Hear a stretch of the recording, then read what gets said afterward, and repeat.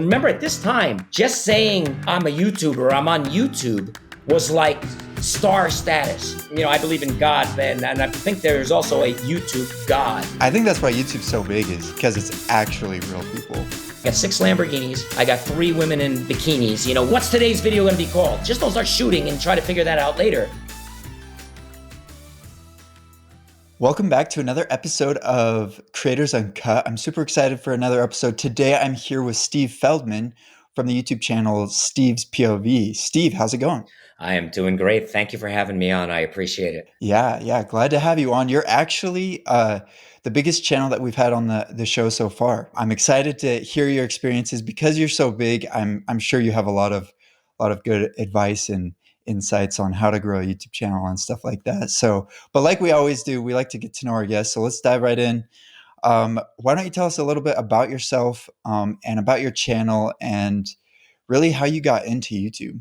So it's an interesting story. I'm maybe an OG in the YouTube world, since I kind of jumped in about I think almost my channel maybe about 11 years old now, perhaps, so going on to that amount. I think I'm at 750,000 subscribers, and it's funny how I got into it. I don't know if it's the same route for everybody to get into it, but it may be an interesting way for people to look at it, and maybe an experience for people to learn from what my route was, and how I became a YouTuber, which wasn't something I was looking to become, to be quite honest with you, initially. I'm Right. 50. I'll be 55 this year, so I'm not a young guy in this game. But yeah, about 10, 11 years ago, at 40 something years old, a lot of business. I speak Japanese fluently. I've done a lot of business in Japan. I love cars. I love Japanese culture. I love America. I really love Japan, and I wanted.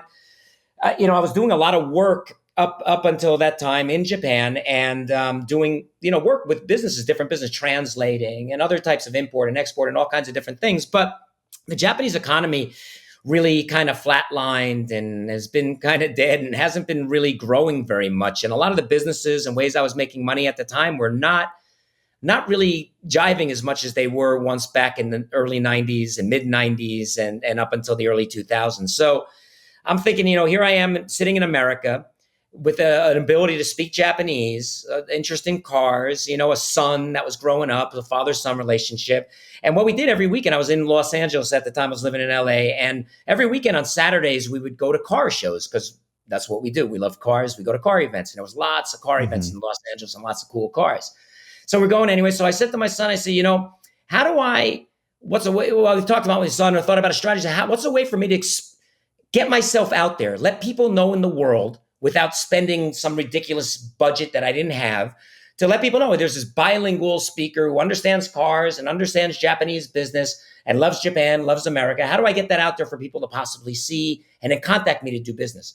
And we said, we're going to these car shows anyway. Let's report about car life in America to the Japanese. So we went out to the car shows we were going to. My son was about 12 or 13 years old, and he was getting into photography. So I bought him a DSLR. And I grabbed a mic with a cord on it from the DSLR, and I stood out looking a little dorky. But we talked about car life in America and these car events that we go to on the weekends. And at the end of every video, and they weren't long videos, they were purposely short, by the way, because I didn't want to bore people with somebody that by anything. So they were like 3-minute, 4-minute videos, because I wanted to keep people engaged for that time. And at the end of every video, it's like, hey, I'm Steve. I speak Japanese. Here's my email address. Contact me. Let's do business together. And people started writing me here and there from things. And then one of the videos wound up blowing up. It wasn't about cars. It was actually about a Japanese salaryman and American sales people. So salesman versus salaryman. A salaryman is an office worker or an office guy in with a briefcase and a suit, a necktie in Japan. Here in America, it's a salesman, basically, right?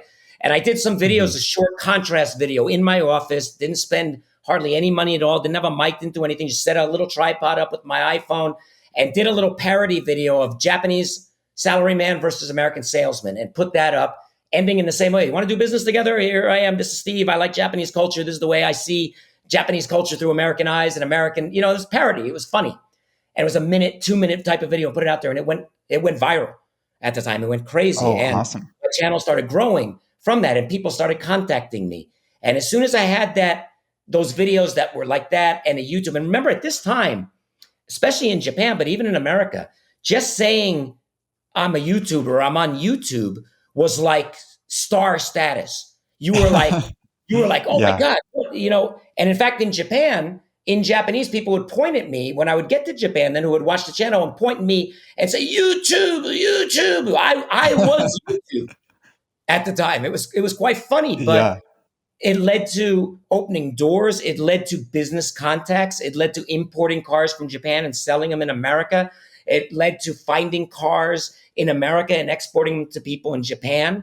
And it became, part of a nucleus of, my brand, Steve's POV. And I named it Steve's POV too, by the way, just real quickly, because I wanted to be able to talk about Steve's point of view. I wanted to talk about things that I like to talk about. Maybe it was Hmm. cars, maybe it was culture, maybe it's food. Nowadays, once in a while, it's politics and it's societal type stuff. But I named it that way because I wanted to have that flexibility. And I'm kind of glad now, 11 years later, as the channel has gone through a lot of life cycles and transitions and different things in my life, not just the channel, but my life. And I've gotten older, and my son has gotten older and has a different life. So things have changed. Hmm. I'm glad that I've built in the ability to transition that channel into what it is today, and still alive after 11 years, despite me slowing down a little bit on what I do. But that's where the channel came from and how it started. That's awesome. That's a great story. And that's smart with the channel name. So you're not like locked into one specific things. Correct. So did you actually live in Japan or did you just like travel for business back and forth? I lived in Japan in the 90s from about 1994 till 1999. I did business in Japan. I ran my own company in Japan. I worked for people in Japan, and I saw things in Japan at the time during Japan's heyday of big money and big business and Mm. and big brand stuff and everything. That Tokyo being the most expensive place in the world, to Japan that kind of really crashed and the economy just deflated and has kind of stayed on this 25, 30 year kind of just flat cycle. So I saw the best of the best times, and I've seen now a long period of time where Japan has changed quite a bit, and the economy hasn't done as good as it was back in those days. Yeah, gotcha. So when you were starting your channel out, did you ever think about doing like an English channel or were you pretty set on being like a bilingual channel because you can speak Japanese? Yeah, it's a great question, man. And yes is the answer to you. I consider, and I actually did start an English channel for a while, Oh, okay. and quite honestly, looking back, and I don't regret this because I made a decision at the time just not to do it. But so my channel was obviously aimed toward Japan, but every Hmm. video would have English subtitles as well because I had followers and people who love Japan or people like Japanese culture. People here in the United States were kind of into what I was doing. So I would always have English subtitles on the channel. And then it became obvious that, maybe I need an English channel and a Japanese channel to properly serve both audiences. Because I got to tell you, if you know YouTube and you've been doing it, subtitling and other stuff is not an easy thing to do. And back then, now there's AI Hmm. tools that have made it a lot easier. But back 10, 11 years ago, man, there wasn't anything I could just record and have stuff spit out data or translate for me. It would all manually being done. There was no AI to feed stuff to. So making things bilingual was tough. And while I was Japan focused, I wanted English speaking people to be able to understand the videos too. So at one point I said, to the advice from a lot of people and myself, my own logic as well, let's start an English channel. And I did it for a while, and it got a few thousand subscribers on that channel, everything. But I found I've never been just a YouTuber. I've never been just, this is my full-time job. This is all I'm doing. I'm a realtor. I did car business. I was involved in other Hmm. things. So my time was somewhat limited. And I made a judgment at one point that, you know what, I just can't continue the time commitment to managing two channels. I have a manager, I have editors, I have people in place to do things, but to manage a second channel for what it seemed the value was to me was at the time was a judgment I made to just stick with the Japanese channel, English subtitles, let the hardcore people who don't mind reading along subtitles, who kind of like what I do or want to learn Japanese from me, read along with it. But this is all that I can do. And at the same time, and I think this was essential to me growing an audience outside of just Japan, but I made a couple of very big collaborations on YouTube. Hmm. One of those collaborations was with an all English speaking channel that has 4 point something million subscribers now, but at the time, Oh, well wow. over a million, couple million daily driven exotics, DDE. If you're in the car Hmm. world, you'll know who DDE is. DDE is a channel that I became friends with the guys who run it. We were on rallies and did car stuff together. They liked me. They wanted to go to Japan one day. my strong point. They had an English speaking audience, their strong point. They said, let's work together. Take us to Japan. These videos are all 50-50 videos. We're going to make money together on the videos. Let's collaborate. All of a sudden, millions of people in the English speaking world knew who Steve's POV was. They never knew him before. Now, many people crossed over and came to Steve's POV on Instagram. Many people came over to Steve's POV on YouTube. And I think many of those people are still around today because of those collaborations. I think many of those people didn't like reading subtitles or having Japanese as the main language, and I get it. And they may have dropped off, but that was a very big way for me to leverage what I had in Japan with people who wanted to that with what they had in America and Canada and the English-speaking world in general with millions of subscribers. And it worked out to be a win-win. We still have a great relationship today, and we're going to go back to Japan again and do more stuff again. That's awesome. Yeah, collaborations are great. I think as long as it benefits both people, I wouldn't collaborate with, someone that is a completely different topic, but because you guys had a similar interest and similar, I think your audiences are probably similar, just different Correct. languages. And so that worked out awesome. So that's cool. Yeah. So with your channel being primarily Japanese, do you find yourself, recording or editing in a way that is culturally different compared to like Americans versus Japanese? Or do you just do it however you feel like you would, make a video, if that makes sense? Well, I want to make so many people always talk to me, and since you're, talking to creators or people maybe aspiring to be creators or people who are suffering a little bit as creators, I want to say, first of all, stop thinking so much. Just stop thinking so much and start doing, okay? Because all the time you're talking to everybody about, I want to be a YouTuber. I'm going to do this. I'm going to launch my channel. I'm going to launch my channel. Stop saying I'm going to launch my channel. Just launch the damn channel already. Do it. So many people talk about it and talk about it and talk about it, but they never do it. Do it. You really can't make a mistake. There's nothing you can do. And you don't need to go out and buy equipment. Okay? I mean, here's my equipment. It has been from whatever generation of iPhone from day one. I tried the DSLR route. My son had the DSLR. We got the big stabilizers, and I'm in Japan walking around, and I'm hiring Japanese guys to do this and film it. But you know what? At the end of the day, one, the quality's just as good. Two, it's easy to get it on a darn computer. It's got it on here so you can share it on other social media forums. Just get yourself a nice mic setup. I do recommend paying attention to sound, something I didn't originally do, but I've become to appreciate that sound is very important. You want clean sound, so buy a little DJI mic that goes in your iPhone and just go film. And then come back. And if you don't know editing, get an iMovie. It's free on your Mac anyway. Go on there. It's simple. It's basic. Nobody's going to laugh at you. I did it up until 300,000-400,000 subscribers. It didn't matter. It was enough. I have editors too, but I wanted to edit stuff. Go out, shoot something. Just do it. But be authentic. You don't need to have a production crew. You don't need stabilizers. You don't need anything else. Put the phone up. If that's your style, talk behind it, talk in front of it, do whatever, but be authentic. Don't copy anybody and just do it. And then when you're editing something, I would say start short. If you're starting, don't start like you're going to put out this 30-minute video that you just spent, 2 weeks editing and everything else. And you put it out there, you get 3 views. That's your mom, your brother, and your uncle. You're going to be let down. Go out, make a 2 or 3 minute video. Let the world know who you are. Let them know what you like. Let them know what you're going to do on your channel. Let them know that you're going to be here weekly and you're going to put stuff out and you want to grow your audience and you're going to respond to comments and you're going to be there for them and you're going to listen to their input. And you know what? Just put the video out already. Put it out there. Sometimes I do want to make a very important point. You spend all this time to make these beautiful things that you've shown everybody. You showed your mom, you showed your girlfriend, you showed everybody the most beautiful thing. And it's absolutely gorgeous piece that you edited and put together and you put it up there and nobody's going to view it. And you're going to be really let down and everything else. And then you're going to have this one thing that you shot kind of like, I shot this, but it's really crappy. I don't even want to put it out, nothing else. And never sitting on your, put that video out. Please put that video out. Okay. Put it out. And you're going to find something out that I found too. Not always the polished. It's not always the beauty. It's not always the editing. It's not always the music. It's not always that stuff.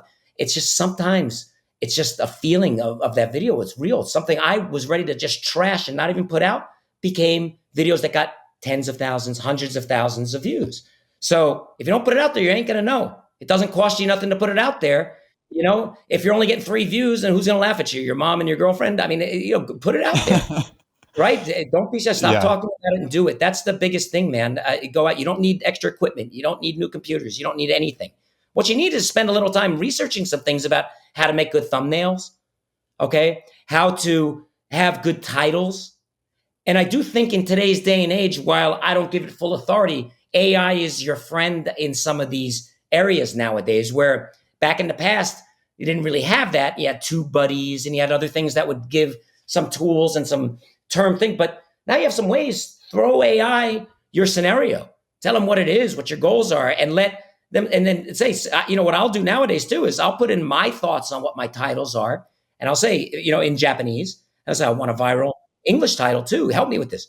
And there's great suggestions, man. And they're SEO rich. And then thumbnails. Upload those thumbnails into AI and say, hey, give me your thoughts on this thumbnail. And the amount of feedback you can get for free with Grok or ChatGPT is absolutely incredible and should do nothing but help you make your channel better on all fronts. Yeah, definitely. No, very well said. I could dissect what you said, and we could talk about that for hours. But I do want to point out, we have talked about this before previously on some of our other episodes, but like you said, you don't need to be perfect to make a video. Just put it out there. Like, it's better to progress than to not do anything and not know, like, wish you had done something, So I agree with that. And then the AI also being a tool, I also agree with that. We use that for our stuff as well. It's a great way to just like feed ideas, think about different things. So I'm assuming you use that for your thumbnails and titles, like you just mentioned. I make my own thumbnails. I choose my own thing. I have an idea of what I want my thumbnail to be. And by the way, too, the Mhm. thumbnail that you're going to use is not always going to be the one that you posed for looking in front of the car with your silly face on. That's not always going to be the best thumbnail. You may find the Yeah. thumbnail as a screenshot within the video, and it may be that point where I turn to point at a car and I got a surprised look on my face that got a great screenshot of. That may bring other things. So what I'm saying is this: go through your video. Don't just look at the pictures that you posed that look made up for it necessarily. And they may be the best one for it, but they may not be. It may be that second video. And then, Mhm. then tell AI what you're looking to be. What's that video about? And then upload those screenshots in there, and then say to AI, what would be a strong thing? How do I make this a better thumbnail? But I don't leave it to AI to make the thumbnails. I use a tool that I want to recommend to people. If you're not a Photoshop expert or nothing, you don't have to be anymore. Too. Be Funky is a tool that I have used now. BEFUNKY. It is an online Photoshop tool that is easy to use. It is cheap, and I have been using it 7 years, maybe or Oh, more, wow. and I still use it. And it makes me look like a pro at doing things So from is it back. like Photoshop Yeah, yeah. or, oh, okay. With AI features built in. If I screenshotted you and I wanted to remove you off of that canvas, all I got to do is click one button and it removes you from the background, and I got you being. So basically, now you can pull yourself off of one shot and plant yourself onto another shot Mm, simply, easily, without Photoshop background knowledge or the need to invest in a tool like Photoshop, let's say. So Be Funky is a great tool. And one more thing to your creators, really, guys, if you want your channel to have longevity and you want to be smart and you want to avoid problems later, don't use music that is not you're not allowed to use. Don't they? I went on a site and it said copyright free, so I downloaded every song and I'm using it on it, and now I'm getting striked all over the place. Don't do it. Don't do it. Use yeah. music that, or you will catch up to you. Don't have your buddy who's in a rock band who's on the verge of getting some fame tell you, "Hey, buddy, yeah, pal, use my music, okay?" Because today there's no problem. A year from now, once he's got a Spotify deal, or once he's got that, and all their spiders are crawling around all over looking for copyright infringements, you're going to get dinged. And then your buddy's going to say, "Well, I got this agency now dealing with it," and they're going to tell you to go pound sand, right? So avoid Mhm. it by using a site like Epidemic Sound. 100%. If you need music, and by the way, too, when you're filming and you're going out somewhere and they're blasting music inside where you're doing your interview, even if they're not blasting music, you better think about it, because you'll get dinged on that too. People are protecting their copyrights on their music, as they probably should be doing. Yeah. And you're going to get dinged, and your video that you've now finally gotten monetized, you're going to lose the monetization over something that you could have just had it. Now, sometimes you're going to go to a place and film and there's going to be music in the background and you're going to hear it there. That's where you bring Epidemic Sounds music in, or a properly copyright. You pay for Epidemic Sound. It's not expensive, but the value is there if you use Hmm. music. Put that then as a track down to try to blur out a bit of that background music that may cause you trouble. Be smart in your approach on your videos to begin with, on copyrighted music particularly. Yeah, you don't have to be perfect, but thinking about those things ahead can definitely help. Another place that I know, there's a YouTube channel. They're pretty big. I think they have like over 20 million subscribers, but they're called No Copyright Sounds, and they just publish music. And that's their thing, is like you can use their music, and you'll never get copyright striked. So that's a free resource out there, that people can use. I wasn't aware of that, but that's great. You don't have to spend money necessarily to do this the right way. Again, you got the phone in your hand, you got a laptop, and then you've got access to music that you just pointed out. I just learned something too. That's great. But Yeah. don't just go to some weird download site and start downloading music that you think's okay. You're gonna get burned. Yeah, yeah. Oh, and you just reminded me, like when you're filming, you don't need all the gear and stuff. I've talked to a few creators, and some of their like most popular videos were not with the best gear, and they weren't expecting the video to do very well. But the content was good, and the video just popped off. And I think that's the most important, is making sure you're filming authentic content and stuff that you think is good. So I think the reason why YouTube, if you go back to the history of YouTube and back in those days, why I think many people, gave up their TV subscriptions and watching cable TV and other stuff, is because even reality TV shows are the fakest things that you've ever seen. And there's nothing mhm. real about anything that's supposed to be reality, and all these things are fake and contrived, and commercials, and going back. I mean, you got a 30-minute TV show with 9 minutes of new content, and it's like, that's really true content with that, and people got sick of it. And you can go on YouTube, for free for the most part. Now watch all these interesting people who are real people, meaning they're like not fakies. They're not Hollywood, weirdos. They're good. I'm not saying everybody in Hollywood's a weirdo, but they're not Yeah. paid actors necessarily. These are people you've never heard of who are like, holy cow, that guy's like me. Holy cow, that guy's into stuff that I'm into. Holy cow, and now you're watching people who are just real, and you can appreciate the difference in real reality versus fake reality TV. I think that's why YouTube's so big, is because it's actually real people. I guess jumping back a little bit in the timeline of your YouTube journey, was there a point in time where you're like, okay, YouTube could really be beneficial to all of my businesses? Was it that video that initially popped off after that collaboration, or was there another time after that when you're like, oh, okay, this could be really helpful? Yeah, the life cycle of a channel is quite interesting. There's ups and there's downs, man. There Hmm. really is. There's times you feel like, man, 1 million subscribers is coming next week the way things are going, and then you wake up one morning and all of a sudden you're like, what the heck happened? Everything just. I used to laugh about this. I say, in this digital world, somebody at YouTube is sitting behind a place with these dials, right? And they're like, Steve's POV, we're gonna dial that guy down a little bit this month. Hey, you know what? Hey, kind of like that guy. Let's dial him back up. As analog sounding and as old as that sound, it's almost me. I think there is I believe in God, and I think there is also a YouTube God. And I think that sometimes that God really likes you, and sometimes that God doesn't like you that much, and he turns you down. So you go through these very up and down periods of times. The growth, I wish it was more consistent and more steady, but there's always been these big peaks and nice things, and then this kind of eventual kind of letdown and that. But that's why I say to people like this, I didn't go into YouTube to be a YouTuber. That wasn't my thing. I went there to make connections, to meet new people, to develop new businesses outside of YouTube. It just so happened that the YouTube channel grew and money started coming in from YouTube. And man, there were some points that a lot of money was coming in from YouTube, a lot. And it was like, holy cow, now if I can keep this going, man, this is fantastic. I don't really have to do anything else. But like I said, that there's no guarantee it's going to last. You don't have full control of YouTube. Google decides to not like you. You talk about something that maybe is a hot topic that is not permitted. You get banned, you get shadow banned, you get whatever it may be. You don't have control over that. You're on a hot topic that got 300,000-400,000 views in a few days. You go to follow up on that topic and it gets 30,000 views.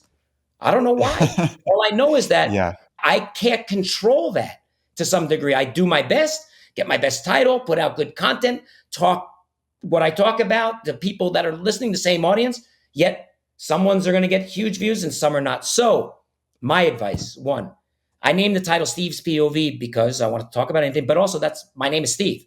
And at the end of the day, I am branding. I used to think when you shot a Lamborghini or when I shot a beautiful car, people wanted to see the car and that the thumbnail needed to be the car. No, people want to see me and my interaction with that car and how I react to that car and how I looked at that car and how I perceived that car or how I drove that car. So the thumbnails are me. I'm branding myself. And when you brand yourself on YouTube and you then leverage a channel that, listen, I have 740,000 subscribers, but I think most of the people in the entire world don't even have 3 subscribers. So if you got 500 subscribers, you got 1,000 subscribers, be proud of the accomplishment you have. Leverage your brand that you have there. Be proud of it. Let people know. Most people are going to be like, whoa, you got a YouTube channel? It's still a cool thing. It's maybe more common today, but it's not. But how do you then leverage your goodwill that you get on your channel into other ways to get business so that you're not fully reliant on YouTube? And I don't think that you should go into it thinking you're going to be fully reliant on YouTube, because maybe of hundreds of people, maybe 1 or 2 people will get there and say, I'm making millions of dollars on YouTube. But you're building a brand. Steve's POV is a brand. Look what I'm wearing. That's my merch. Look at the hat. That's my merch. Look at the book I just published in Japan. That's my book. Look at my cafe in Plano, Texas. It's a Japanese cafe. The car shows we have there are because of Steve's POV. I'm a realtor. On the back of every one of my business cards is my realtor thing. I don't go out and knock on doors or call people, cold calling. But when I meet people who trust me and like me and have grown an attachment or a relationship to me through watching my channel, I say to them, by the way, you're moving to Texas? I'm a realtor, man. I'd be happy to help you and share my experience. And that, you watch me on my channel because I'm not pretending to be somebody else on there that I'm not in real life. This is who I am. Now you do some real estate deals, and now you sell some merch, and now you do some speaking engagements, and now you get invited on podcasts, and now you and you grow your brand and you grow your business. And YouTube is one part of the entire pie of it. I don't know if it's safe to fully become reliant on it, even though I'm telling you, high up into the 5 figures monthly was the amount of money coming in at some point. Oh, and then you leverage it for sponsorship deals. I have sponsors.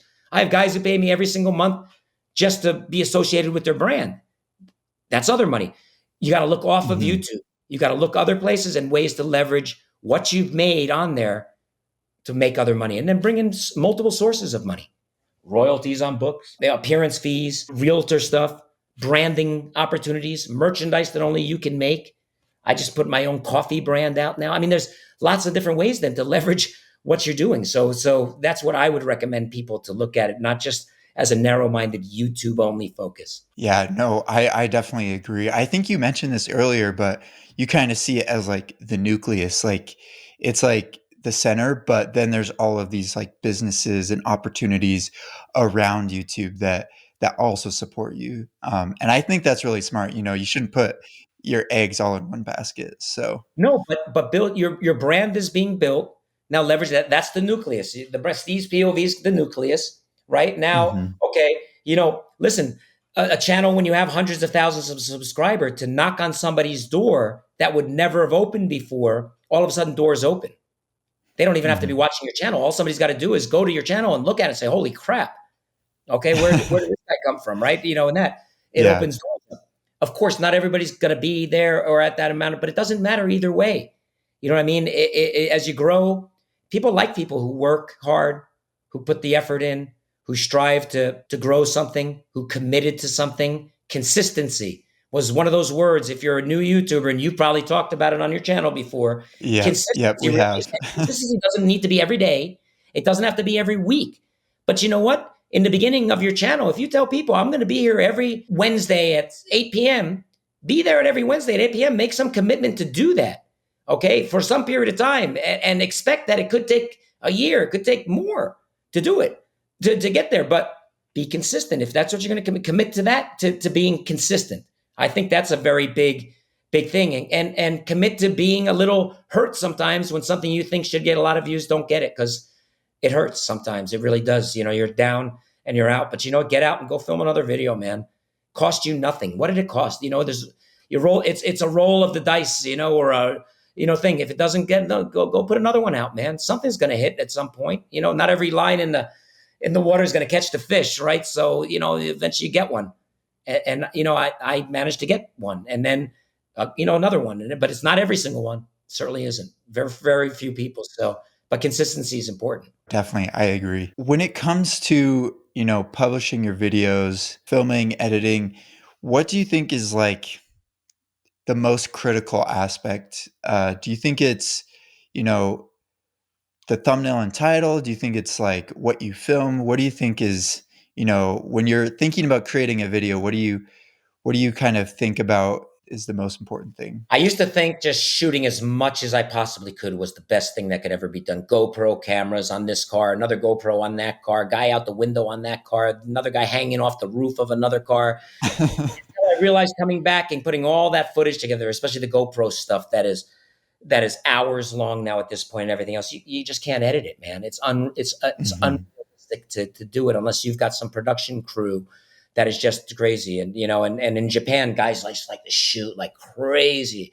What you got to start to learn is shooting everything is not the answer to stuff too, because of the amount of time now that you're going to have to spend in editing. And editing is where the magic's going to happen. It's not at shooting every single second of something for 12 hours straight, because you will hate life after that. You're not going to become a YouTuber that way. So one, get the shots that are necessary. If it's not a necessary shot, don't shoot it. You don't need 12 cameras to get something beautiful. You could probably get down to a couple cameras or just one to do what you got to do. But don't kill yourself by shooting too much, or you'll never ever get it edited. It'll never get done. It'll never get out. So simplify the shooting process. Simplify the editing process by dialing down the shooting process. Meaning, let's say you just shot something and it's no good. Don't leave it on the camera. Go ahead, just delete it. Why do you even have it and taking up space and then downloading it on your computer and saying, which one was the one I screwed up versus which is the good one, which is the bad one, whatever. If you're not going to use the thing, that editor is not going to use it, get rid of it. You don't need it.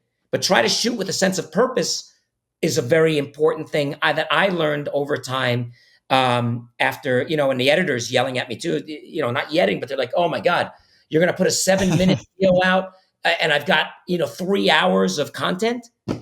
I mean, that's not even, it's not fair to the editors either in some senses. Mm-hmm. So I don't go out and think, a lot of times I'll set things up and I'll know where I'm going to do it. But a lot of times I'm an on the fly guy, and not everybody's like that. I'll go there and I'll see something. I say, okay, that's what we're shooting about. Do it. The way to start training, an interesting way, it took me time to learn this.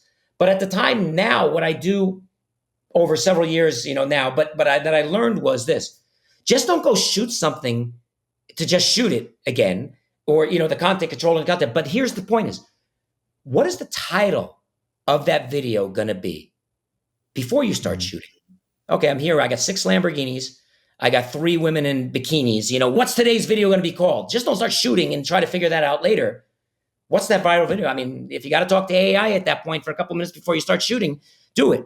Here's my shoot. Here's what it's going to be. What is the theme? And then focus the way of shooting around what the title is going to be, because the title and the thumbnail are extremely important. If nobody gets past the thumbnail and nobody gets the title, you could have the best content on planet Earth. If nobody clicks on it, nobody's going to watch it. So, right.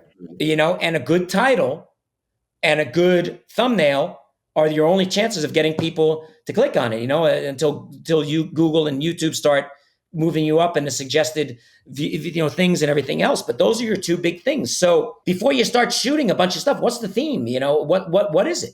Is it, beautiful women take over a gang of Lamborghini, Japanese Lamborghini gang? Is it, what is it? What's the point of it? I stumbled across, 6 Lamborghinis at a Tokyo parking area. Get that idea first. So how are you gonna start the video? Where is it gonna begin? What's the title?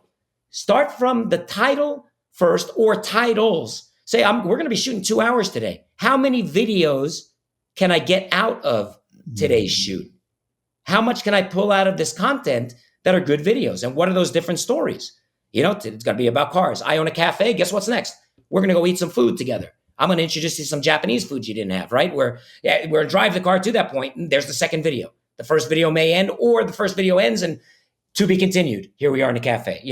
I get to a Tokyo parking area. I find stumble across 6 Lamborghinis. Right? Wow, that's a great video title, right? Next, to be continued. One of the Japanese, Lamborghini guys invites me to take a ride in his car. I'm scared. You understand? Bang, that's the continuation. Okay, second video. Yeah. Third, that's the title idea, or at least the rough idea of where you want to go with the video. Now shoot around that. Start short and sweet with videos, okay? I really think people are so busy nowadays, if you don't start the video in some eye-opening way, people are gone. So start the video with something like, oh my God, it doesn't have to be an oh my God, but something to get people to stick around. I've tried all types of different ways in the past. I've had opening intros that I've always had that were 5-6 seconds. Steve's POV thing, used to do that. Then I got rid of that because just thinking, people are, I don't know if people even stick around and want to look at that over and over. And maybe the hardcore fans will, but you got to think, do you want to gain new fans? Does somebody want to watch that or not? Or does somebody want to see you right off the bat, just almost slap them in the face with whatever it may be, good, bad, shocking, otherwise, and get them to stick around? And then at some point early on in the video, it's best to ask the people to subscribe to your channel sincerely, because you're going to be consistent. You're going to keep updating. And, so you might come out with something. What I do a lot of times, I'll sit right at this desk and I'll do a video, and I'll do an opening, something that's kind of eye-opening or compelling. And my next statement after 15, 20 seconds of that opening will be, I'm Steve with Steve's POV. Please subscribe to my channel. And I point down this way, and then I flash the subscribe thing there. And I feel that is a very strong way to convert people to subscribers, as opposed to waiting to the end of the video, which they may not make it to ask, or not asking at all. So if you want to develop a following, you got to ask people to subscribe to you and follow to you, and what those benefits will be. I agree. Definitely well said. I liked what you said about the thumbnail and title. If people don't get past the thumbnail, if they don't click, they're not going to see your video. I am biased because I'm a video editor myself. So I do think you do need to have like a well-edited video for people to stay. But I do think the title and thumbnail are probably the most important thing, because you got to get people in the door before you can show them the videos. So, and don't be clickbaity either, man. Some people use those thumbnails and decide, I'm going to make a thumbnail that has nothing to do with the video, or kind of lie about what's in the video and everything else. That's a short way to end your YouTube, a quick way to end your YouTube career before it starts. I don't think it's great. I know some people do it. There's some people who are masters at it.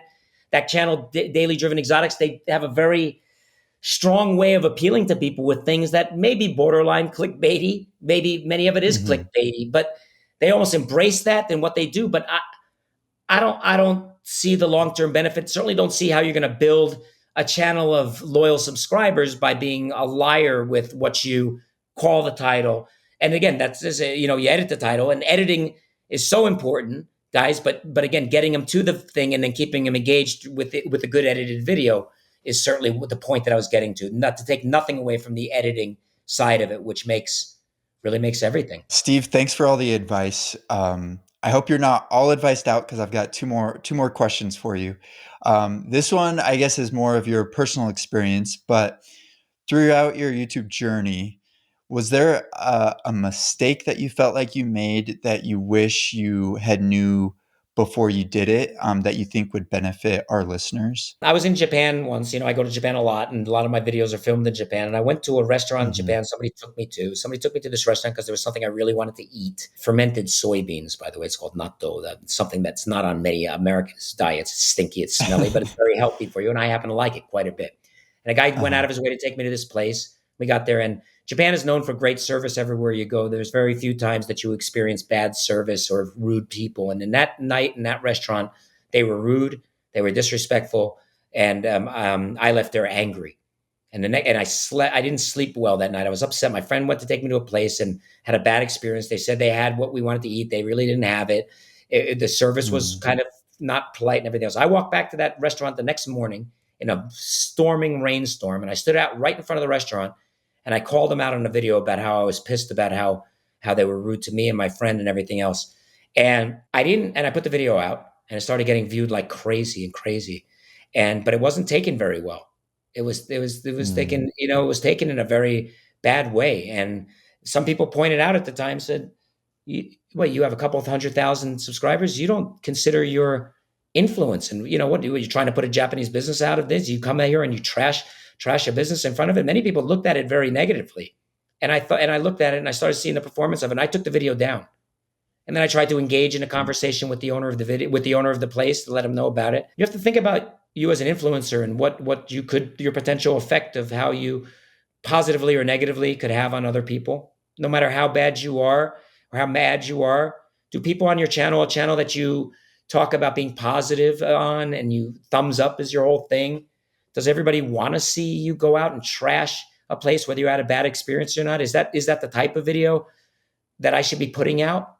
Should there be more positive videos? Do I want to, if I'm upset, do I, go on Google, make a personal review about the place and say I was upset and just shut my mouth on there? Is that who I want to be? If that's the type of channel I'm building, it's great. But if that's not the type of people who like that kind of stuff who watch the channel, then you're going to get some blowback when you're normally not used to getting blowback. And it made me think. One other situation, same type of thing. In Japan, my channel got popular. I would, occasionally say on Twitter or wherever, I would say, I'm going to head to this car parking area tonight and I'll be there at 9 o'clock or whatever. And all of a sudden, hundreds of cars would show up to meet me. No exaggeration. This would literally happen. Feel like a superstar. You feel great and everything else. I'm honored. I'm everything else. But you know what I didn't think about? People who use that, truck drivers who use those truck stops to sleep at night. Truck drivers who I put on my Oh. channel, who I really like. Guys who go there to park their trucks and sleep, not be invaded by hundreds of cars and people there, making noise, blocking their way to get in and out, affecting the facilities and everything else. And it made me rethink, as much as I want to do car meets and everything else, the effect of bringing out hundreds of people into an area, that what its effect could be on other people. This is a very Japanese way of thinking, but sometimes you have to think about what your influence is, what its effect could be, and you adjust and you change and you learn from things, and you sometimes regret. I would say those are two of the things. I talk highly about truck drivers, and I had a truck driver make a comment on the video. It says, Steve, you talk all this great stuff about truckers, how you respect truckers, how you respect what truckers do, and yet you walk into a parking area and you bring hundreds of people with you because you've showed up there, and you screwed every trucker up that night who was in that place, couldn't get in, couldn't get out. That's not very respectful. It's everything against what you say you're about. That comment hit home. It made me think about it. Yeah, you know what? You're right. He's not wrong, and I need to be more mindful. The situation wasn't fully my fault, but I allowed it to happen, and I went there and I put out a video that I shot there, and I took the video down. I felt it was not a good video, and it had good views. It could have went on. It could have made a lot of money. That video, it didn't. I didn't want it out there. I took it down. I've rarely taken videos down, but those two came down. Yeah, that's super interesting. Thanks for sharing that. I don't think any of the previous creators we've talked to have mentioned the importance of, your influence that you can have on areas and people. So thanks for sharing that. I think that's something that's good to keep in mind when you're creating content. So I've got one more question for you, and this is one that we ask all of our creators. So if you've seen our previous episodes, you know what this is. But are there any myths about YouTube that you think need to be busted? Like something that is a misconception, a common misconception out there that you think needs to be busted? Well, I think I hit it on it earlier, and I'm going to say it again, that YouTube is the end all, for all, and everything, and that you're going to be a career, you're going to be a famous YouTuber, you're going to make millions of dollars, you're going to be successful, you've got, this, whatever, that just get out of that mindset, for one. Be a little humble, for one, too. But you're gonna have to put hard work in. I would say the majority, again, 99 point some odd percent of the people, this is not going to happen to. Perhaps there is somebody Mm-hmm. who has a name. Perhaps there is somebody who's been out there already. But for the normal average Joe or Jill who's going to start this, get out of that mindset, because you're going to set yourself up for failure. Okay. Be ready to work hard and do everything. It's not going to come easy whatsoever. Okay. By any means. And that YouTube on its own is one great tool, but it is certainly not the only tool you need. When you create content, you own the content. You are the owner of the content. How else can you make money with your content? You got Facebook, you've got X, you've got other places. You could put stuff together. You could do whatever it is. It's your content. The unique beauty of creating content, okay, is that you don't have to be fully reliant on just YouTube. You got Rumble, you've got other platforms. There will be more and more coming. It's your content. Use it wisely, use it smartly, use it diversely, and diversify your brand in many different ways so that YouTube, which you don't control, you do not control YouTube. I told you about the YouTube God, okay? Google God, YouTube God, whatever it is. You're going to be loved some days, you're going to be hated some other days. That's going to happen. You better expect it, so you better diversify. Use YouTube to its benefit in gaining you credibility, but do not rely on YouTube for every single thing. That if you think your career is now YouTube focused, be humble and don't give up that other job quite yet. Awesome. Thanks, Steve, for being a guest on the show. Your advice was very, very good. So really appreciate it. Thanks for being on. Thank you. I appreciate talking about it. I like talking about it. I really hope that to some creators somewhere small, mid, large, whatever, that something I said can have some positive effect. I know the work it is. I know how hard it is, man. And it's not going to be for everybody. At some point, you got to make a decision to pull the plug. Do it, man. But give it your all, at least until then, and give it a fair shot. It's certainly worth doing, I think, and a great way to expand your horizons, make friends with people all over the world, open a lot of doors to places that wouldn't be open. But don't be fully reliant on it. That would be my end message to everybody. Thanks again, and thanks to our listeners and watchers for checking out this episode. Make sure to check out our previous episodes and subscribe for more advice and insights on YouTube. Also, if you need help with content creation, feel free to reach out to us at creatorlux.com, and we'll see you in the next episode.